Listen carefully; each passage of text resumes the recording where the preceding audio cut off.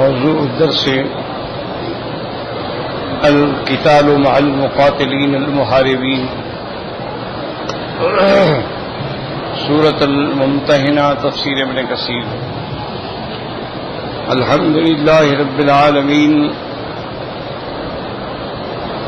والصلاة والسلام على اشرف الانبیاء وسید المرسلین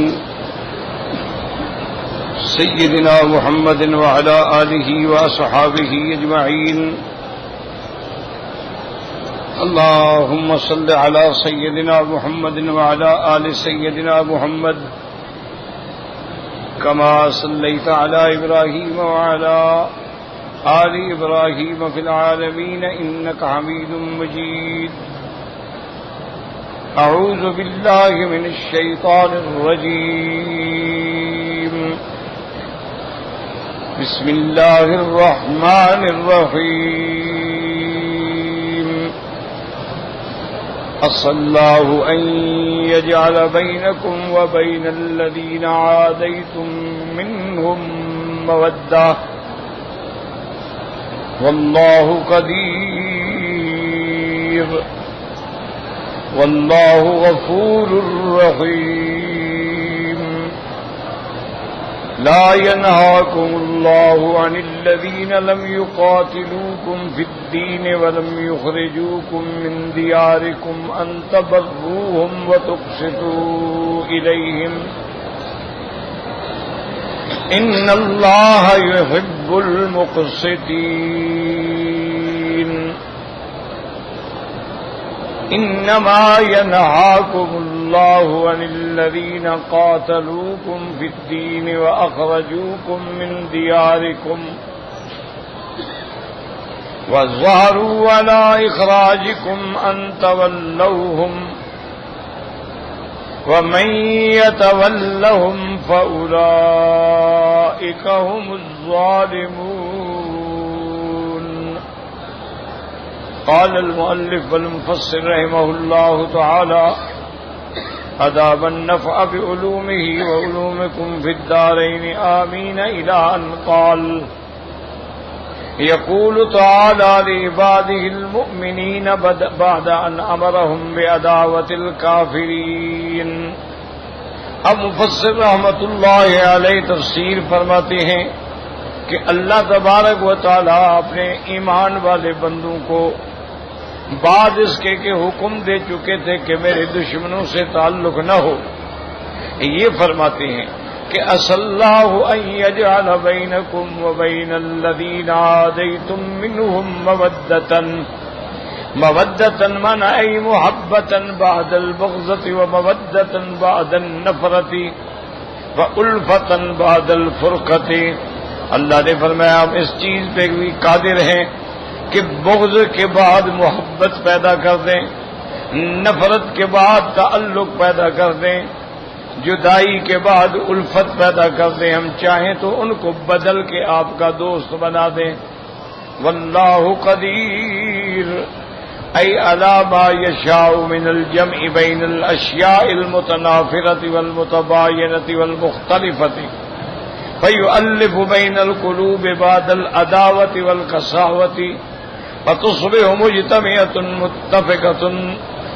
اب مفسر رحمۃ اللہ علیہ فرماتے ہیں کہ اللہ ہر چیز پہ قادر ہیں، ما یشاء جیسا چاہیں کہ دو چیزیں جو آپس میں متنافرہ ہیں جمع کر دیں، دو چیزیں جو آپس میں مختلفہ ہیں ان کے دلوں کے اندر محبت ڈال دیں، دشمنی کے اور سخت دلی کے بعد ان کی الفت اور محبت ڈال دیں، اور پھر وہ بالکل جو دشمن تھے وہ مل کے متفق ہو کے دوست بن جائیں، کیونکہ اللہ تبارک و تعالی مقلب القلوب ہیں، وہ جدھر چاہیں دلوں کو پھیر دیں۔ اسی لیے میرے آقا سب سے زیادہ دعا فرماتے تھے سجدے میں: یا مقلب القلوب والابصار ثبت قلبی علی دینک۔ اور حضور صلی اللہ علیہ وسلم کہ اے دلوں کے پھیرنے والے، آنکھوں کے پھیرنے والے، ہمارے دلوں کو، آنکھوں کو اپنے دین پہ لگا دے۔ اور اسی طرح صحیح حدیث میں میرے آقا کا ارشاد ہے، فرمایا القلوب بین اصابع الرحمن یقلبها کیف یشاء ویصرفها کیف یشاء. فرمایا تمام مخلوق کے دل جو ہیں اللہ کی انگلیوں کے اندر ہیں، جیسے اس کی شان کو زیبا ہے، وہ جدھر چاہیں پھیر دیں، جدھر چاہیں ان کو الٹ دیں. وہ چاہیں تو دشمنوں کو دوست بنا دیں، وہ چاہیں تو دوستوں کو دشمن بنا دیں.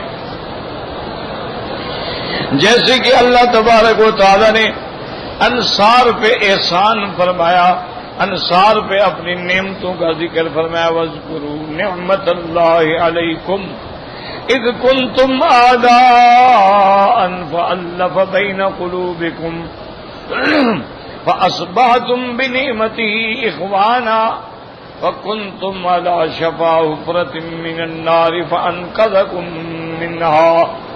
اللہ نے فرمایا اے انصار یاد کرو میری نعمتوں کو، کیسے تم آپس میں دشمن تھے. اوس اور خزرج کے قبائل دونوں انصار ہیں لیکن دونوں میں دشمنی تھی. اللہ نے پھر تمہارے دلوں میں محبت پیدا کر دی، اب تم اس حال میں ہو کہ بھائی بن گئے. وَكُنْتُمْ عَلَى شَفَا حُفْرَةٍ مِّنَ النَّارِ، اور گویا تم آگ کے بالکل کنارے پہ تھے، گرنے والے تھے کہ اللہ نے بچا لیا. یعنی اگر کفر میں مر جاتے تو گویا آپ جہنم پہ تھے. اللہ نے اسلام بھی نصیب کیا اور پھر تمہیں بھائی بھی بنا دیا. وَقَدْ قَالَ لَهُمُ النَّبِيُّ صَلَّى اللَّهُ عَلَيْهِ وَسَلَّمَ أَلَمْ أَجِدْكُمْ ضَلَالًا فَهَدَاكُمُ اللَّهُ بِي وَكُنْتُمْ مُتَفَرِّقِينَ فَأَلَّفَكُمُ اللَّهُ بِي. اسی لیے میرے محبوب نے، محبوب دو عالم صلی اللہ علیہ وسلم نے فرمایا کیا میں نے تم کو اس حال میں نہیں پایا کہ تم گم کردہ راہ تھے؟ اللہ نے میری وجہ سے تم کو ہدایت دی اور تم آپس میں ایک دوسرے کے دشمن تھے. اللہ نے میری وجہ سے محبت پیدا کر کے تمہیں بھائی بنا ڈالا. وقال اللہ تعالی هو الذی ایدک بنصرہ وبالمؤمنین وألف بین قلوبہم لو انفقت ما فی الارض جميعا ما الفت بین قلوبہم ولكن اللہ الف بینہم انہ عزیز حکیم. اللہ نے فرمایا میرے محبوب اللہ ہی کی ذات ہے کہ جس نے آپ کی مدد کی اور مومنوں کے ساتھ بھی آپ کی مدد کی اور دلوں میں اللہ نے محبت ڈال دی. اگر آپ جو کچھ زمین کے اندر ہے سارا بھی خرچ کرتے کبھی ان کے دلوں کے اندر محبت نہیں ڈال سکتے تھے. وَلَٰكِنَّ اللَّهَ أَلَّفَ بَيْنَهُمْ، یہ اللہ کا کرم ہے کہ اللہ نے ان کے دلوں میں محبت ڈال دی. إِنَّهُ عَزِيزٌ حَكِيمٌ. اللہ تبارک و تعالی غالب ہے اور حکمت والے ہیں. وَفِي الْحَدِيثِ أَحْبِبْ حَبِيبَكَ هَوْنًا مَّا فَعَسَىٰ أَن يَكُونَ بَغِيضَكَ يَوْمًا مَّا وَأَبْغِضْ بَغِيضَكَ هَوْنًا مَّا فَعَسَىٰ أَن يَكُونَ حَبِيبَكَ يَوْمًا مَّا. وقال الشاعر وقد يتبع الله الشتين بعدما بظنان كل الظن أن لن تلاقيا. اس لیے صحیح حدیث میں آتا ہے میرے آقا نے رحمت دو عالم صلی اللہ علیہ وسلم نے فرمایا کسی کو دوست بناؤ تو ایک حد تک رہو، اتنا آگے نہ بڑھ جاؤ کہ کل دشمن بن جائے تو تمہارے لیے مصیبت ہو.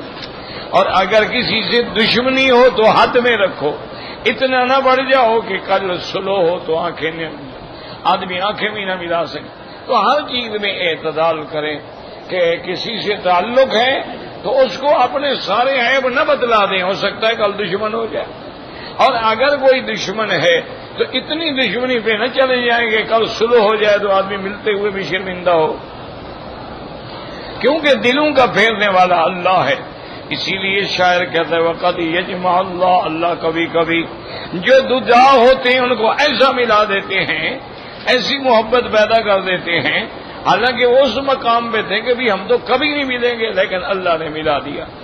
وقوله تبارک وتعالی واللہ غفور رحیم ای یغفر للکافرین کفرهم اذا تابوا منه وانابوا الى ربهم واسلموا له وهو الغفور الرحیم بكل من تاب الیہ من ای ذنب کان. اللہ بخشنے والے ہیں، ان نہایت ہی مہربان ہیں کہ اگر کافر کفر سے توبہ کر لے تو اللہ بخش دیتے ہیں۔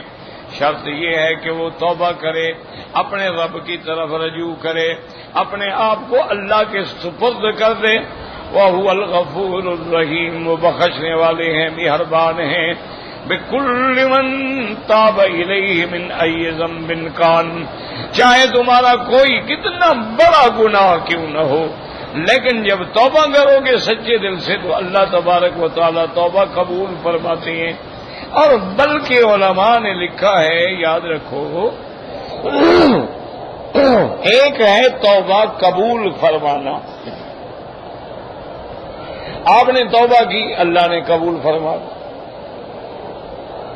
لیکن اللہ نے تو یہ ارشاد فرمایا ہے کہ صرف قبول نہیں، میں توبہ کرنے والوں کو محبوب رکھتا ہوں، ان اللہ یحب التوابین،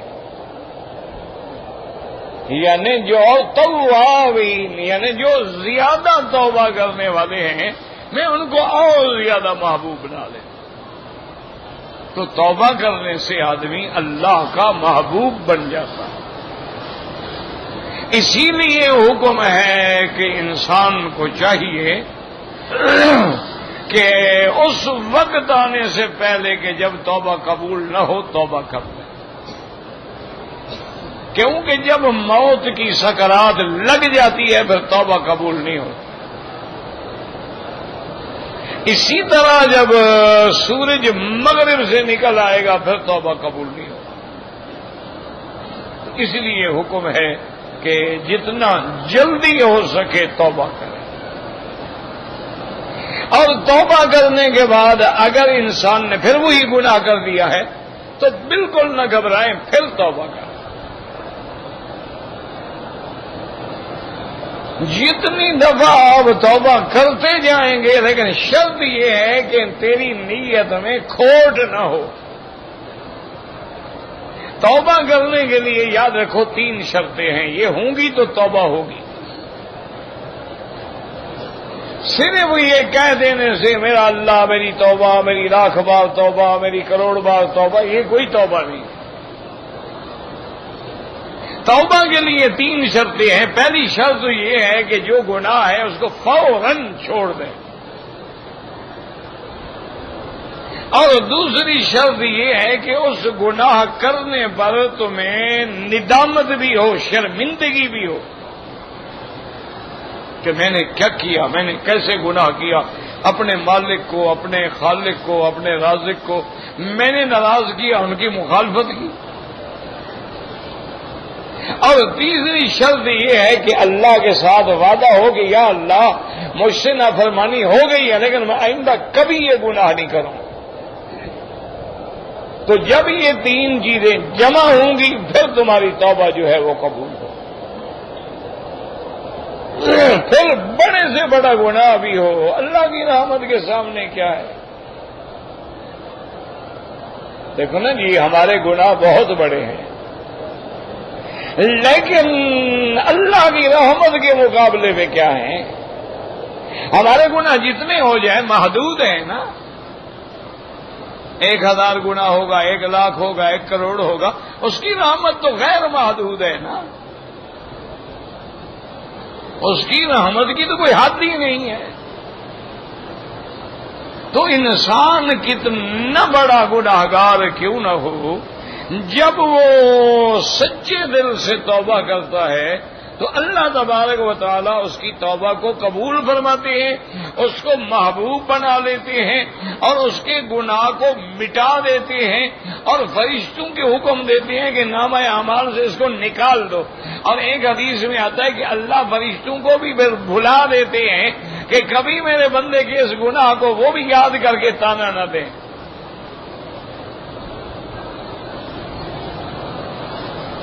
اور اسی لیے حکم ہے کہ اگر کسی بندے نے توبہ کی ہے اس کو کبھی تانا نہ دینا کہ یار تم چھوڑو یار کیا توبہ کرتے ہو، اب 400 چوہے کھا کے بلی حج پہ چلی ہے، یہ کہنا جو ہے یہ شیطان کی تم مدد کر رہے ہو کہ تم اس کو پھر گناہوں پہ لانا چاہتے ہو۔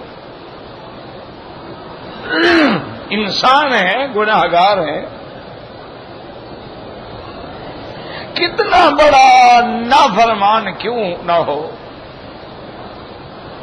ایک معمولی سی نیکی سے بھی اللہ تبارک و تعالی راضی ہو جاتے۔ واقعہ آتا ہے کہ ایک عورت تھی،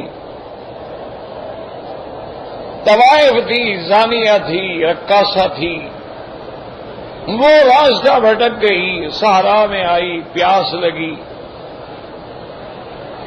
ایک صحرائی کچا کنواں تھا، اب ڈول نہیں، رسی نہیں، پانی کیسے نکالوں؟ اس نے اپنے دوپٹے کو رسی بنایا اور اپنا جوتا جو تھا اس کو ڈول بنا، اس کو باندھا کہ چلو 2 گھونٹ تو پانی آ جائے گا نا اس میں، تو اندر ڈال کے وہ پانی کھینچا تو حدیث میں آتے ہیں والکلب یلحظ علی طرفہ، ایک کتا پیاس سے اس کنویں کے کنارے پہ تڑپ رہا تھا، تو اس عورت نے اپنے منہ میں پانی نہ ڈالا، پہلے اس کتے کو ڈال دیا،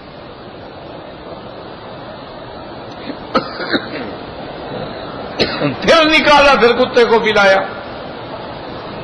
پھر نکالا، پھر کتے کو پلایا، بعد میں خود پیا۔ تو اللہ تبارک و تعالی نے حکم دیا منادی کو کہ اس کو آواز دے دو کہ تم نے میری مخلوق پہ رحم کیا، جاؤ میں نے تم پہ رحم کر دیا۔ کتا ہے لیکن میری مخلوق تو ہے نا، کیا ہوا وہ کتا ہے لیکن میری مخلوق ہے، میں تو خالق ہوں نا، میں نے اس کو پیدا کیا ہے، تو خالق کو تو آخر اپنی مخلوق ہر لحاظ سے اچھی ہے۔ اسی طرح حضرت بایزید بستامی، یہ بڑے لوگ ہیں، یعنی صحیح معنوں میں یہ سرتاج ہیں اولیاء اللہ کے، حضرت جنید بغدادی، حضرت بایزید بستامی، حضرت ابو محمد محی الدین عبد القادر جیلانی، حضرت معین الدین اجمیری، یہ بڑے لوگ جن کی وجہ سے اللہ نے لاکھوں کو اسلام نصیب کیا، جن کے مواعظ سے، جن کی صحبت سے، جن کی نظر زو اثر سے لاکھوں دل جو تھے وہ تبدیل ہوئے۔ یہ جو آج کل آپ قصے پڑھتے ہیں نا عبد القادر جیلانی کے بارے میں، یہ سارے دشمنوں کے بنائے ہوئے قصے ہیں، یہ ان کا عقیدہ نہیں، وہ تو حنبلی المسلک تھے، یعنی حضرت عبد القادر جیلانی کا وہی مسلک تھا جو یہاں کے علماء کا مسلک ہے، وہ تو اتنا سخت موحد تھا، وہ تو اللہ کی توحید کا، صحابہ کی یعنی صداقت کا سب سے بڑا علمبردار تھا۔ اس لیے بعد میں شیعہ نے ان کی کتابوں میں اپنی طرف سے قصے اور روایتیں بنا کے اندر ڈال دی، اور یہ بڑا پرانا حربہ ہے دشمنوں کا کہ آپ کی حدیث کی کتاب ہوگی، شرح لکھیں گے، اندر 2-4 روایت ڈال دیں گے جھوٹی۔ اسی طرح انہوں نے یہ بھی حربہ استعمال کیا ہے کہ جیسے محمد ابن جریر طبری اہل سنت والجماعت کا امام اور مفسر قرآن ہے، شیعہ کا بھی ایک عالم ہے جس کا نام ہے محمد ابن جریر طبری، اس کی ساری جھوٹی روایتیں ہمارے طبری کے ذمہ لگا دی۔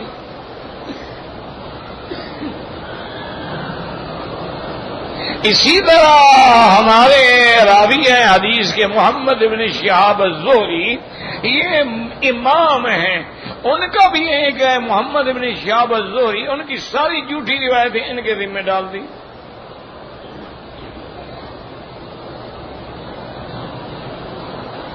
اسی طرح امام ترمذی ہے، تو امام ترمذی رحمت اللہ علیہ 3 آدمی ہیں جن کا نام کے ساتھ ترمذی آتا ہے، محمد ابن عیسیٰ ابن ثورت الترمذی جن کی سنن الترمذی کتاب ہے، اسی طرح ترمذی الکبیر ہیں جو امام ترمذی کا بھی استاد ہے، لیکن ایک ترمذی الحکیم ہے جنہوں نے کتاب لکھی ہے وہ ساری کتاب جو ہے ضعیف اور موضوع روایتوں سے بھری ہوئی ہے. لوگوں کہتے ہیں دیکھو جی امام ترمذی نے لکھا ہے. اب کسی کو کیا پتا کون ترمذی؟ اور جی ترمذی شریف میں ہے امام ترمذی نے لکھا. بھی کون امام ترمذی؟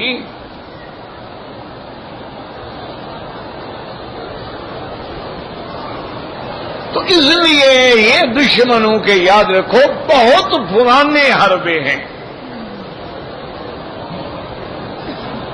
کہ وہ تمام واقعات میں. اب مثلا شہادت حسین کو دیکھ لیں رضی اللہ عنہ.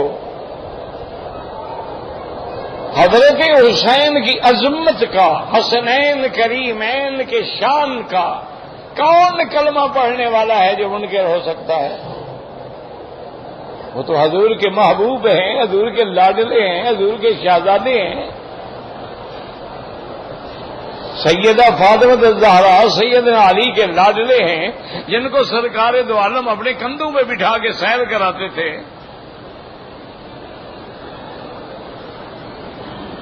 اتنے شان والے حسنین کریمین کا کون مخالف ہو سکتا ہے؟ لیکن شہادت حسین کو جس انداز میں روافض نے کتابیں لکھی ہیں اور روایات بنائی ہیں، آپ یقین کریں کہ ان میں 100 میں سے 99 تو 100% جھوٹی ہے. جو ایک روایت ہے اس میں بھی شک ہے. سب من گھڑت روایتیں ہیں.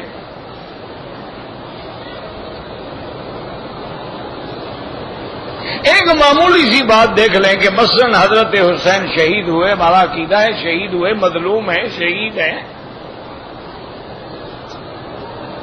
لیکن ان کی شہادت کو اس انداز میں پیش کرنا کہ حضرت علی اصغر کو اٹھا کے لے گئے اور دشمن نے تیر مار دیا، اور مشکیدہ اٹھا کے لے گئے، دشمن نے تیر مار دیا، اور پھر حضرت حسین کو جب انہوں نے شہید کرنا چاہا تو آپ سجدے میں چلے گئے اور دشمن نے حالت سجدے میں آپ کو شہید کر دیا، پھر آپ کے سر مبارک کو سانگ پہ لٹکا دیا، اور وہی وہ سر مبارک جو ہے قرآن پڑھ رہا تھا. یہ کہاں کی روایات ہیں؟ کون راوی ہے ان کا؟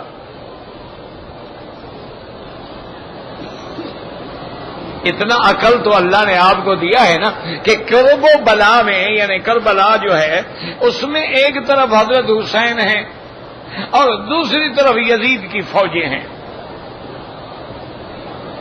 اللہ نے عقل دیا ہے نا، استعمال کر سکتے ہو نا. اچھا اب اگر یزید کی فوجیں ہیں ان کی روایت قبول ہوگی، جو حسین کا قاتل ہے اس کی روایت قبول کریں گے آپ؟ اچھا حضرت حسین کے ساتھ جتنے وہ تو شہید ہو گئے. حضرت زین العابدین ہیں تو وہ مریض ہیں، باقی بیویاں ہیں وہ خیمے میں ہیں، پردے میں ہیں، انہوں نے تو باہر آ کے یہ ساری کاروائی نہیں دیکھی ہے. تو آخر راوی کون ہے اس بات کا جس نے سارا قصہ سنایا ہے ہمیں؟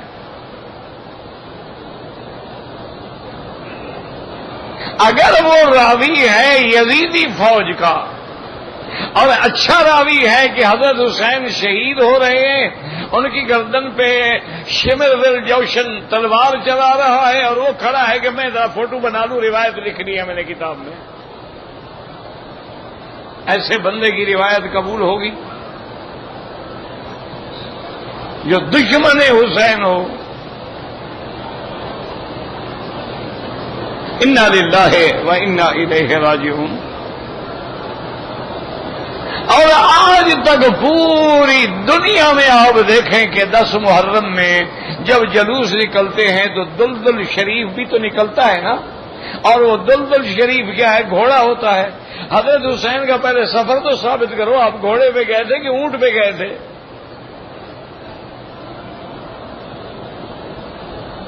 حضرت حسین نے جب مدینہ منورہ سے سفر کیا ہے ثابت تو کرو کتنے گھوڑے آپ کے ساتھ تھے؟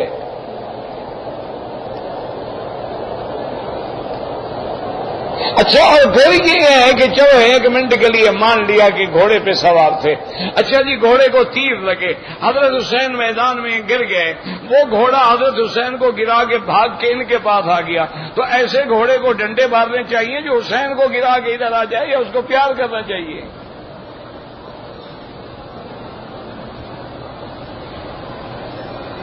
جھوٹی روایتیں بن گئی ہیں، اور ہمارے آگے لوگ ہیں ماشاءاللہ جناب، وہ جو ایک بات جھوٹی کہہ دو نا جی، جھوٹ ایسا ان کو پیارا ہے، سچ سننے کے لیے تیار ہی نہیں۔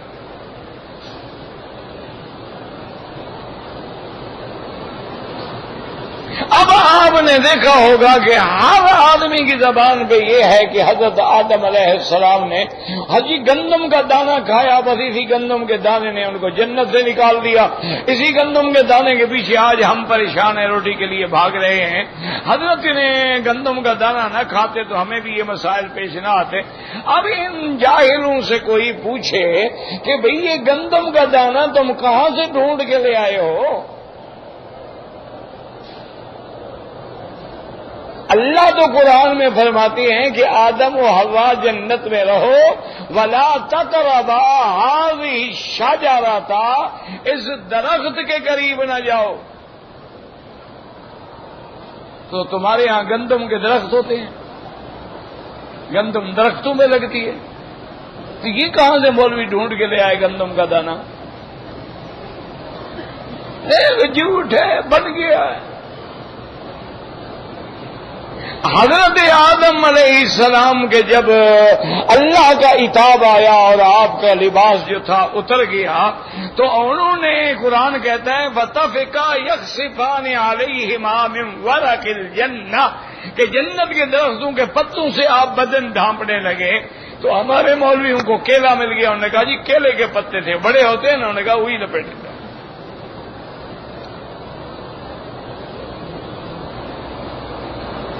اب بتائیں، مجھے بتائیں کہ جب قرآن کہتا ہے من ورق الجنہ، قرآن نے نہیں کہا کیلا تھا، انجیر تھا، تین تھا، زیتون نے نام نہیں لیا۔ اور جب اللہ نہیں بتا رہے تو اس وقت نہ آپ تھے، نہ ہم تھے، نہ کوئی اور نبی تھا، تو ہمیں کس نے بتایا کہ وہ کیلے کے پتے تھے؟ ایک روایت ہے، مشہور ہے، ہو گئی ہے، لوگ بھی سر دھنتے رہتے ہیں ماشاءاللہ۔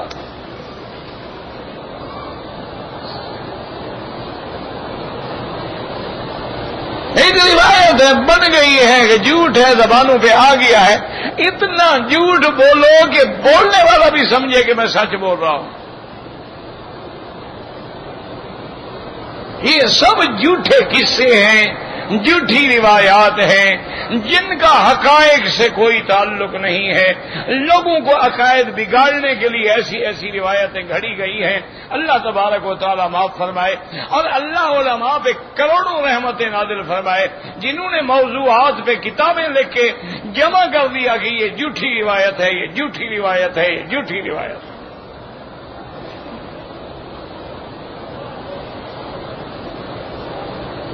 بڑے بڑے علماء نے جیسے ابن جوزی رحمت اللہ علیہ نے اور دیگر علماء نے موضوعات پہ باقاعدہ کتابیں لکھی، لیکن ہمارے یہاں ایک مصیبت ہے کہ جو روایت بن جائے، مشہور ہو جائے، وہ پھر لوگوں کے دل سے بھی نہیں اترتی، اور لوگ اس کو اتارنے کے لیے تیار بھی نہیں ہوتے ہیں۔ جیسے ایک روایت جو ہے زبان زدہ میں ہے کہ حضرت آدم علیہ السلام نے حضور کے وسیلے سے دعا مانگی، تب اللہ نے معافی عطا فرمائی۔ یہ عام روایت ہے۔ اللہ کے بندے، اللہ نے آدم علیہ السلام کو پیدا فرمایا، قرآن میں بیان ہے کہ نہیں ہے؟ اب اللہ نے روح پھونکی، بیان ہے کہ نہیں ہے؟ اللہ نے امتحان لیا، پھر فرشتوں کو حکم دیا، مسجد الملائکہ بنایا، سارا واقعہ موجود ہے کہ نہیں؟ اللہ نے فرمایا کہ اس درخت کے قریب نہ جاؤ، آپ چلے گئے، پھر جنت سے اتارا گیا، یہ سارا واقعہ قرآن میں موجود ہے کہ نہیں ہے؟ پھر اللہ نے بتا دیا فتلقى آدم من ربه بکلمات، پھر اللہ جب راضی ہوئے تو خود کلمات سمجھا دیے کہ اس کلمات سے مجھ سے معافی مانگو تو میں معافی دے دوں گا۔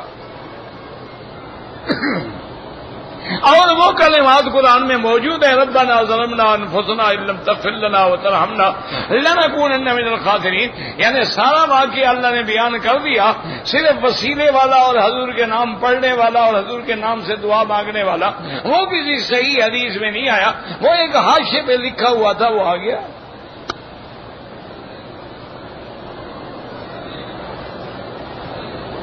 اپنے عقیدے کو ثابت کرنے کے لیے لوگوں نے حدیثیں بنا ڈالی۔ اچھا، پھر جب وہ حدیثیں کتابوں میں آئی ہیں تو اس میں ہمارے علماء بھی متاثر ہو جاتے ہیں، کبھی کبھی حیران ہو جاتے ہیں بھی کہ یار کتاب میں روایت تو ہے، پھر وہ بیچارے اس کی صفائی دیتے ہیں، جمع کرنے کی کوشش کرتے ہیں، اس کا کوئی حل نکالنے کی کوشش کرتے ہیں، حالانکہ وہ بالکل جب ایک روایت ہی غلط ہے، قرآن کے خلاف ہے، تو ہمیں زیادہ اس میں پریشان ہو کے صفائی دینے کی کیا ضرورت ہے؟ جب قرآن موجود ہے بات ختم۔ جب اللہ نے سارا واقعہ قرآن میں لکھ دیا ہے،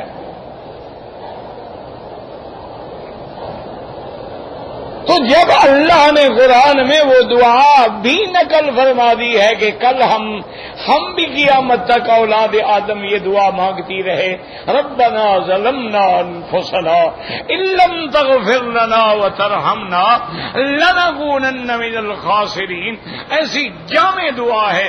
اور پھر یہ نہیں کہ ظلم تو نفسی نہیں، ظلمنا انفسنا، اس میں اشارہ ہے کہ ہم نے بہت بڑے بڑے گناہ کیے ہیں مولا، ہم نے بڑا اپنے جانوں پہ ظلم کیا ہے میرا مولا، کوئی ایک گناہ ہے؟ بلکہ علماء نے یہ لکھا ہے کہ پہلی امتوں میں جو گناہ تھے نا جی، کسی امت میں ایک گناہ تھا کہ وہ تول میں کمی بیشی کرتے تھے، یعنی جب دیتے تھوڑا دیتے، لیتے تو زیادہ لے لیتے تھے۔ اچھا، کسی قوم میں لڑکوں سے بدفعلی کی عادت تھی، کسی قوم میں انہوں نے کہا وہ جو ساری قوموں میں گناہ تھے نا وہ سارے امت محمد مصطفیٰ میں جمع ہو گئے، ہم نے وہ ساری بیماریاں اکٹھی کر لی۔ تو حل کیا ہے؟ ربنا ظلمنا انفسنا ان لم تغفر لنا وترحمنا، مولا صرف یہ نہیں کہ بخش دیں، بخش کے بعد بھی تو رحم فرمائے نا۔ ایک ہوتا ہے بخش دینا، ایک ہوتا ہے رحم فرمانا۔ مولا اگر آپ توبہ سے بخش دیں گے پھر ہم کہاں جائیں گے؟ پھر رحم بھی تو فرمائے نا۔ جب ہمیں انواع کے عذاب ملنے تھے تو اب رحمت فرما کے ہمیں انواع کی رحمتیں اور نعمتیں عطا فرما دے۔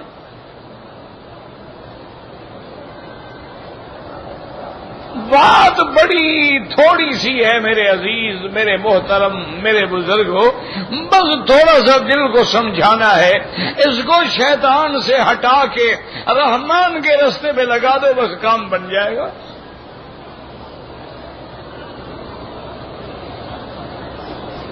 میں کوئی پیر یا استاد یا شیخ تو ہوں نہیں، ایک طالب العلم کی حیثیت میں آپ کو ایک بتلاتا ہوں کہ پہلے دور میں بڑے بڑے اولیاء اللہ ہوتے تھے جن کی نظر میں بھی اللہ نے تاثیر رکھی تھی، جن کی صحبت میں بھی اللہ نے تاثیر رکھی تھی، جن کی کلام میں بھی اللہ نے تاثیر رکھی تھی، ان کے ساتھ بیٹھنے سے بندوں میں انقلاب آ جاتا تھا۔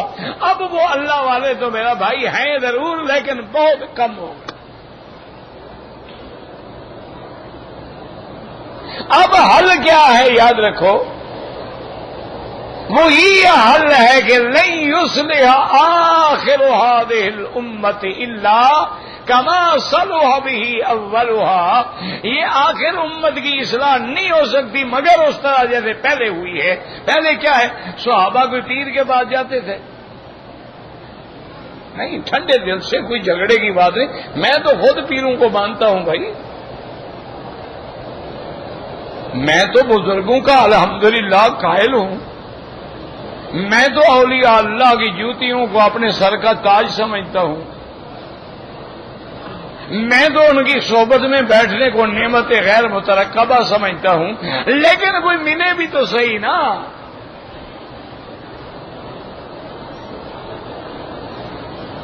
صحابہ کبھی کسی بھی کیوں ان کے لیے ایک نظر کی میعاد تھی حضرت محمد مصطفیٰ، سرکار دو عالم کی نظر پڑی، جو کافر تھا وہ صحابی بن گیا، جو قاتل حمزہ تھا وہ قاتل وحشی بن گیا، جو کفار کے لشکر کا سالار ابو سفیان تھا وہ اسلام کا سپاہ سالار بن گیا، جو ہر دشمنی محمد مدنی سے کرنے والا تھا، جنگ حنین کے موقع پر آپ کتابیں اٹھا کے دیکھ لیں، سب صحابہ کے پاؤں اکھڑ گئے، لیکن ابو سفیان نے حضور کا ساتھ نہیں چھوڑا۔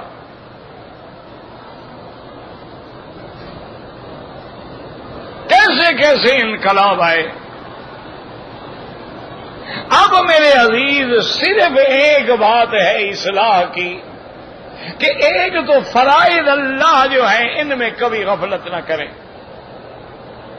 نماز فرض ہے، روزہ فرض ہے، زندگی میں پیسے والے کے لیے حج فرض ہے، سال میں زکوٰۃ دینا فرض، ایک تو فرائض پہ عمل کریں۔ دوسرا تنہائی میں رات ہے، دن ہے، جہاں کوئی نہ ہو، کثرت نوافل پڑھیں، زیادہ سے زیادہ نوافل پڑھیں، زیادہ سے زیادہ ان میں قرآن پڑھیں۔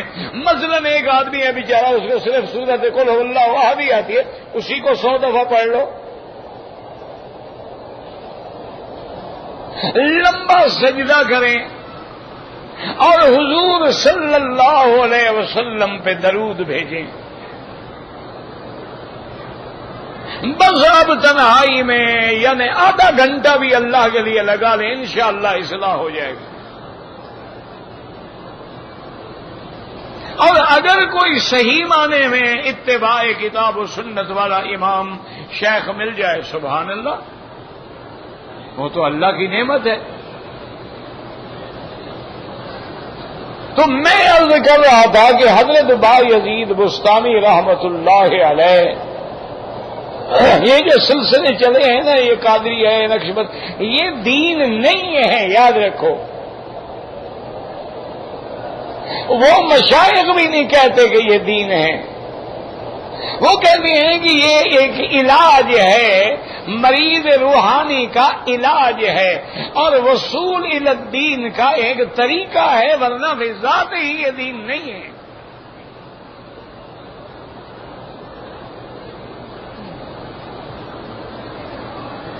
جیسے امراض جسمانی کا معالج ہے، کوئی گولی دیتا ہے، کوئی ٹیکا دیتا ہے، کوئی ٹنچر دیتا ہے، کوئی شربت دیتا ہے، کوئی ہومیوپیتھک کے قطرے دیتا ہے، کوئی حکیمانہ دوا دیتا ہے، کوئی ہربل کی بنی دوا دیتا ہے۔ یہ بھی اللہ والوں نے امراض دیکھے تھے کہ بھئی یہ آدمی جو ہے یہ شرک میں مبتلا ہے، یہ آدمی جو ہے غرور میں مبتلا ہے، یہ آدمی جو ہے شراب و کباب میں مبتلا ہے، اس کو گناہوں سے بچانے کے لیے علاج کیا کریں؟ انہوں نے یہ طریقے رکھے کہ یوں کرو، یوں کرو، یوں کرو، تاکہ ادھر سے نکلے اور اللہ کی طرف آئے۔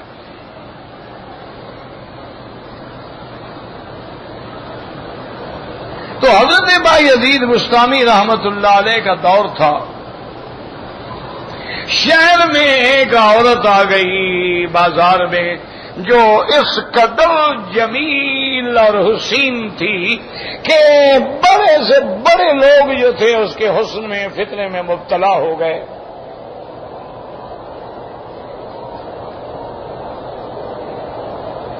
بڑے بڑے شہزادے، بڑے بڑے سردار لوگوں کے اور بیٹے جو تھے وہاں جا کے بالکل اس کے قدموں میں گر جاتے اور اپنی دولت بھی لٹاتے، عزت بھی لٹاتے۔ حضرت بایزید کو کہا گیا کہ ایک عورت نے عجیب علاقے میں فتنہ برپا کر دیا، اللہ نے اس کو ایسا حسن دیا ہے کہ وہ فتنہ ہے، جس کی بھی نظر پڑتی ہے بس وہ جم کے رہ جاتا ہے، قیدی ہو جاتا ہے۔ ایک رات حضرت بایزید رحمت اللہ علیہ نے لباس بدلا، چھپ کے اس عورت کے دروازے پہ پہنچ گئے۔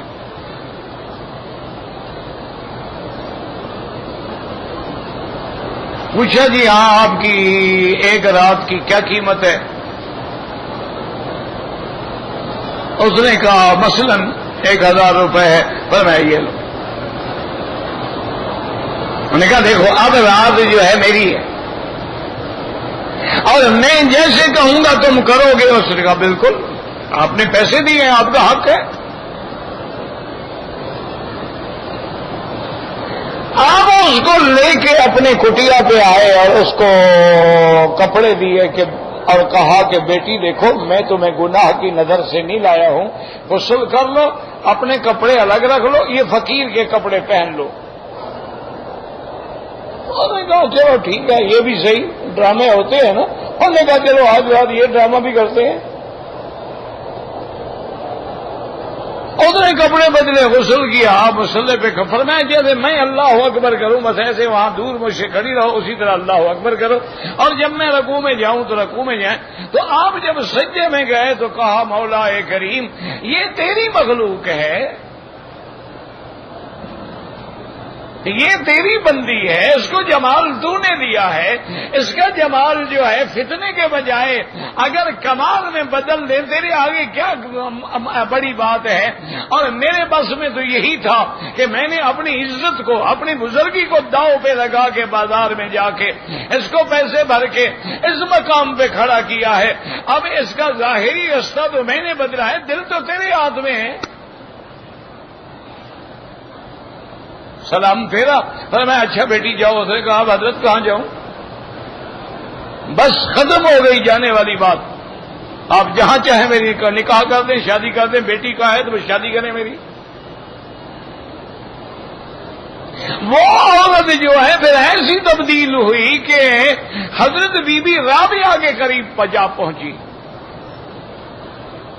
تو اس لیے ہمیشہ یاد رکھیں، توبہ کیا کریں، درود شریف پڑھا کریں، تلاوت قرآن کیا کریں، اور تنہائی میں بیٹھ کے اپنے گناہوں پہ غور کیا کریں، انشاءاللہ اصلاح ہو جائے گی۔ غیر مسلم ہمارے ساتھ ہیں، وہ جو تہوار مناتے ہیں، ان کے تہوار میں جہاں یعنی بتوں کا سجدہ ہے، شرک ہے، آپ بالکل شریک نہ ہوں۔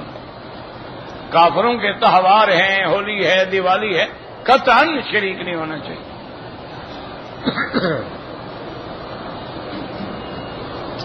اگر طواف میں نماز کا وقت ہو جائے تو صحیح طریقہ یہ ہے کہ تیرا ایک چکر تھا، 2 تھا، تو پھر ابتدا سے شروع کرو۔ اگر تیرے 3 چکر ختم، چوتھے میں چلے گئے تھے، پھر جہاں چھوڑا ہے وہیں سے شروع کرو۔ لیکن اکثر علماء یہ کہتے ہیں چاہے 2 چکر ہیں یا 3 ہیں، جہاں اس نے نماز کے لیے چھوڑا ہے وہیں سے شروع کر دے، انشاءاللہ اللہ قبول فرمائیں گے۔ اگر میرے پاس ابھی دم کے پیسے نہیں ہیں، جب اللہ دے دے ادا کر دینا۔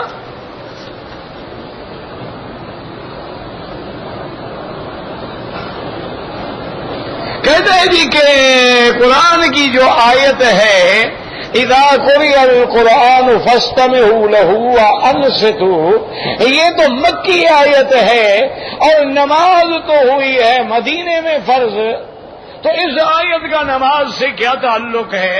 تو حضرت ابن عباس پہ اعتراض کرو، مولوی مکی پہ کیوں کرتے ہو؟ حضرت ابن عباس فرماتے ہیں کہ نماز کے حکم میں ہے۔ ایک دوسرا تمہارا دماغ میرے خیال میں ٹھکانے نہیں ہے، نماز مکے میں فرض ہوئی ہے جب حضور معراج پہ گئے ہیں، یہ کس نے کہا ہے آپ کو کہ مدینے میں فرض ہوئی ہے؟ مدینہ منورہ میں تنفیذ ہوئی ہے، ورنہ حضور تو نبوت سے پہلے بھی نماز پڑھتے تھے۔ آپ جب معراج پہ گئے ہیں تو تمام انبیاء کے امام بن کے نماز نہیں پڑھائی؟ یہ تمہیں کس نے کہا ہے کہ مدینے میں فرض ہوئی ہے؟ ایسے مسئلے ثابت ہوتے ہیں۔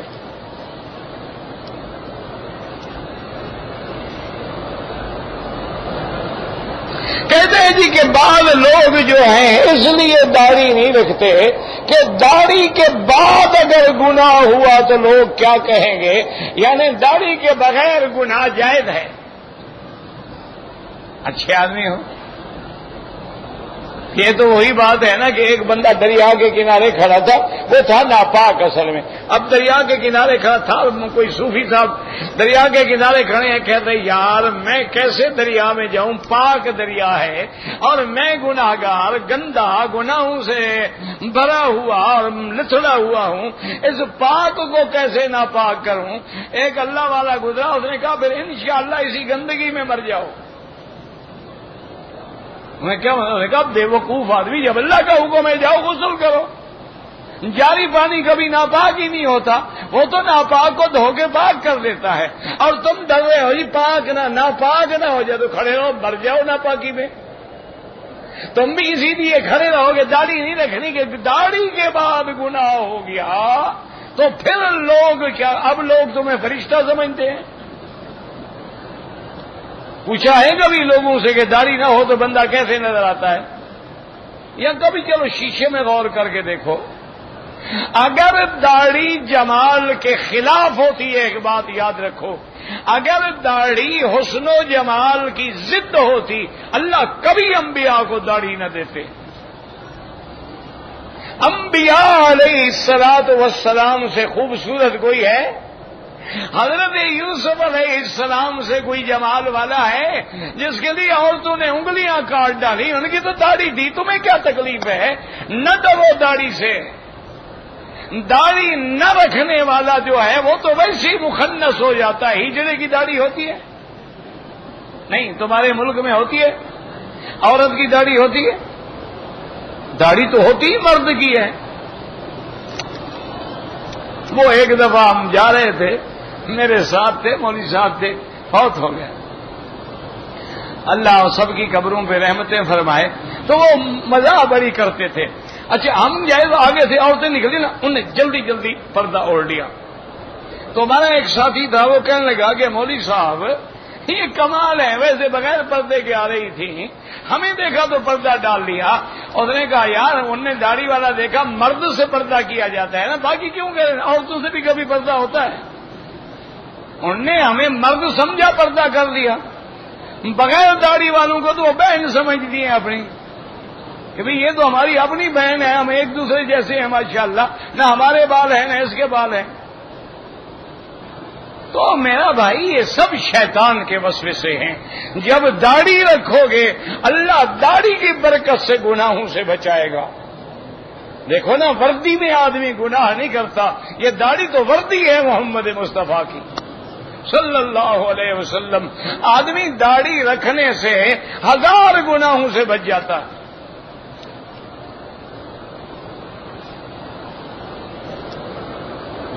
جو لوگ زندہ ہیں ان کے لیے عمرہ نہ کریں، اپنے لیے کر کے ان کے لیے دعا کریں. مینا میں ایک ہے شار عمر قاضی، یہ حضرت عمر نہیں ہے، یہ تو مکے کا آدمی ہے، اس کے نام پہ ہے. جیسے لوگوں نے بیر علی کو حضرت علی کا کنواں بنا دیا ہے. حضرت علی تو مسکین آدمی تھے، شادی کے پیسے بھی نہیں تھے، کنویں کہاں سے آ گئے ان کے؟ وہ تو ایک عربی آدمی تھا جس کا نام علی تھا، اس کی وجہ سے ابھی یار علی ہے.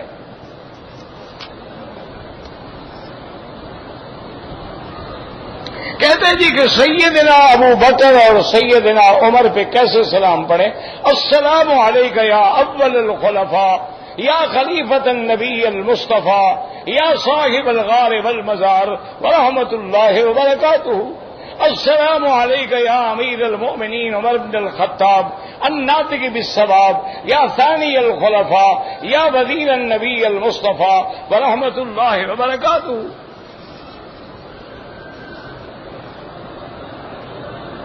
مسجد نبوی میں جب ہم جائیں تو پہلے 2 رکعت پڑھیں یا پہلے صلاۃ نہیں، پہلے 2 رکعت تحیت المسجد پڑھیں. ہاں اگر عصر کے بعد کا وقت ہے نہ پڑھیں، جا کے سلام پڑھیں، ورنہ پہلے 2 رکعت تحیت المسجد پڑھیں. اللہ کا حق جو ہے وہ نبی کے حق سے مقدم ہوتا ہے. اگر کسی نے کہا میرے سلام بھی کہہ دینا، بالکل کہہ دیں. حرم شریف میں سب سے زیادہ قبولیت کی جگہ جو ہے وہ مقام ملتزم ہے. اس کے بعد جو ہے مقام ابراہیم کے پیچھے حتیم کے اندر صفا پہ مروہ پہ زمزم سب دعائیں قبول ہونے کی جگہ ہے. والد کی سیت کے پیش نظر میں ان کو طواف یا عمرہ کرنے سے منع کرتا ہوں. بالکل منع نہ کرو، ویل چیئر پہ بٹھا کے خدمت کرو.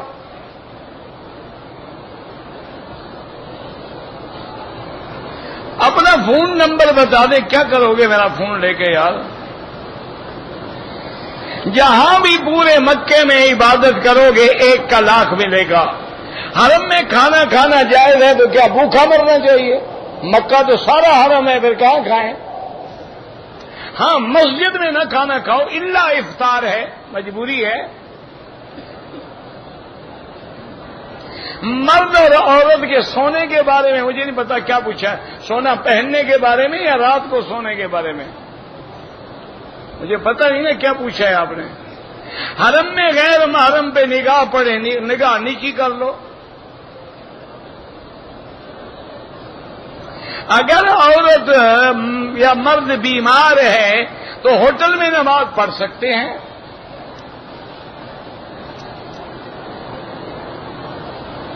طواف کے دوران عورت کے سر کے بال ظاہر ہوں بالکل طواف نہیں ہوتا. سر سے لے کر پاؤں تک عورہ ہے، اس کا چھپانا لازم ہے. ستر عورہ نہیں ہوگا تو نماز نہیں ہوگی، طواف بھی نہیں ہوگا.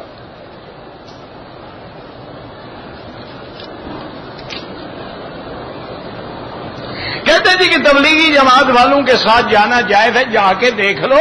اگر چوری ڈاکہ واقع سکھاتے ہیں تو بعد میں چھوڑ دینا. اچھا کام کرتے ہیں تو لگے رہو، تجربہ کرو نا. میں تو گیا نہیں کبھی، مجھے نہیں پتا وہ کیا کرتے ہیں. ذرا 5-7 دن لگا کے دیکھ لو نا. اگر وہ کوئی برائی کر رہے ہیں ان کو سمجھاؤ.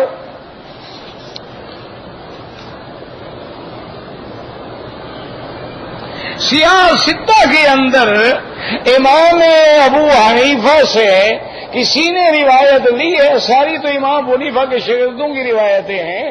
استاد تک کب پہنچیں گے؟ امام بخاری نے جو 22 حدیثیں سند ثلاثی سے لکھی ہیں وہ ساری امام ابو حنیفہ کے شاگردوں سے ہیں.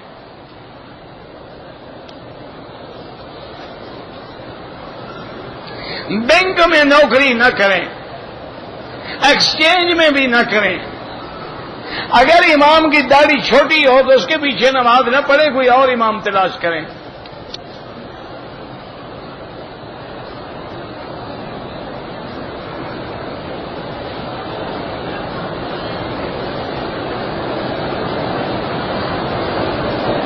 کہتے ہیں جی کہ دیوبندی بریلوی دونوں امام ابو حنیفہ کو مانتے ہیں، دونوں کی فقہ حنفی ہے، تو پھر ان کی سلو کیوں نہیں ہوتی؟ آپ کرائیں نا، ہمت کریں. ہم تو حاضر ہیں، آپ ہمت کریں، آگے بڑھیں. سارا کام کو ہم نے تو نہیں کرنا نا، کوئی کام اپنے ذمہ بھی لگا لو نا. بہرحال ہم تیار ہیں.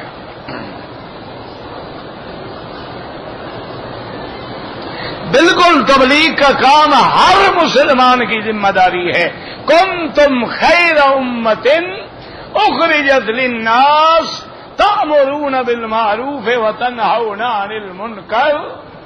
اور میرے مدنی پاک کا حکم ہے کہ بلغوا عنی ولو آیۃ الا فلیبلغ الشاہد الغائب. تو ہر مسلمان پہ ضروری ہے.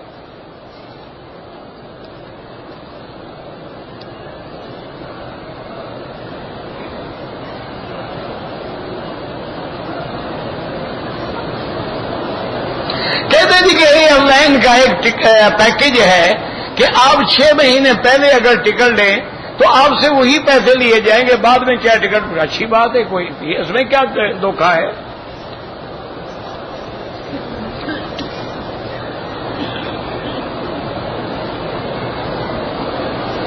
میں والدہ کے ساتھ عمرے پہ آیا، میں نے عمرہ کر لیا، والدہ سو گئیں، بعد میں نے ان کو ویل چیئر پہ عمرہ کرایا، کوئی بات نہیں. قصر نماز کے ساتھ سنت اور نفل اللہ نے معاف کر دی ہے، لیکن کوئی پڑھنا چاہے اس کی مرضی ہے، پڑھ لے ثواب تو ملے گا۔ کہتے ہیں جی کہ حرم میں عورتیں نماز جنازہ پڑھ سکتی ہیں، ہر جگہ پڑھ سکتی ہیں، جنازہ پڑھنے کے لیے عورت کو آنا نہیں چاہیے، اگر پہلے موجود ہے تو کیوں نہ پڑھے۔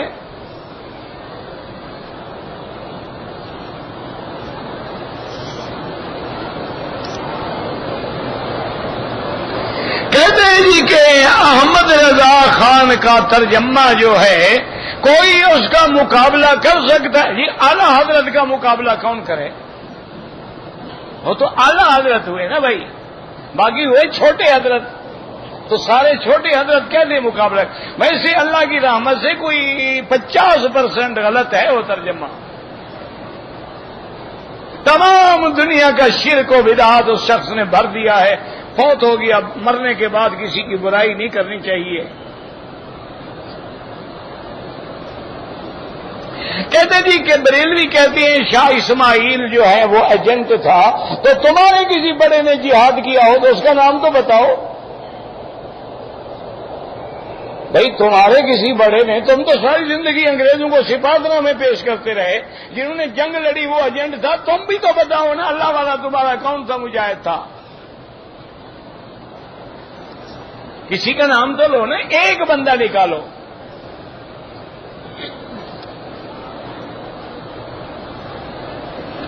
میرے دوست کی شادی ہے، اس کے ساس سسر جو ہیں آپس میں دودھ شریک بھائی ہیں، اس کے ساس سسر آپس میں بھائی، مجھے نہیں سمجھ آیا۔ حضرت ابراہیم کی جس نے آواز سنی اللہ نے پہنچائی، اللہ نے فرمایا اذن فی الناس بالحج یاتوک رجالا، تو وہ آواز جو ہے اللہ نے ارواح کو بھی پہنچا دی۔ مکہ میں جتنا رہیں طواف زیادہ کریں۔ حضرت امام حسین کو کس نے شہید کیا تھا؟ شمل الجوشن اور ابن زیاد نے۔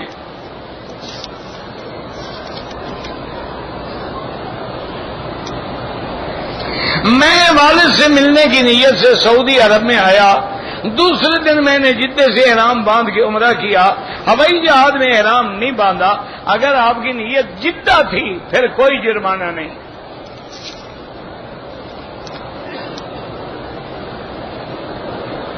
اگر عمرہ کرنے سے پہلے ٹائڈ صابن جو ہوتا ہے جس سے کپڑے دھوتے ہیں سر، اس سے کچھ نہیں ہوتا، اس میں خوشبو تھوڑی ہوتی ہے۔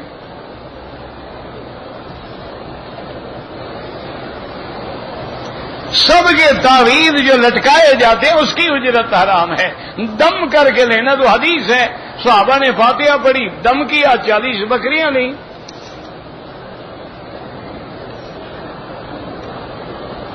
عالم اس کو کہتے ہیں جس کا قرآن حدیث اور معاون علوم پہ یعنی پوری دسترست ہو اور خشیت ہو، اللہ سے ڈرنے والا ہو۔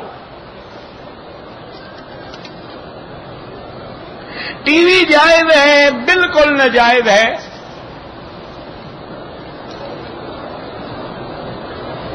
جنگ والا جہاد ہوتا ہے، جنگ کا نام ہے، باقی اس کے شروط ہیں، شرائط پورے کرنے ہوتے ہیں۔ آیت کریمہ پڑھیں، بالکل پڑھیں، ہر مشکل کے لیے پڑھیں، لکھنے کی ضرورت نہیں ہے۔ ان الذی فرض علیک القرآن پڑھ کے دعا مانگا کریں۔ اللہ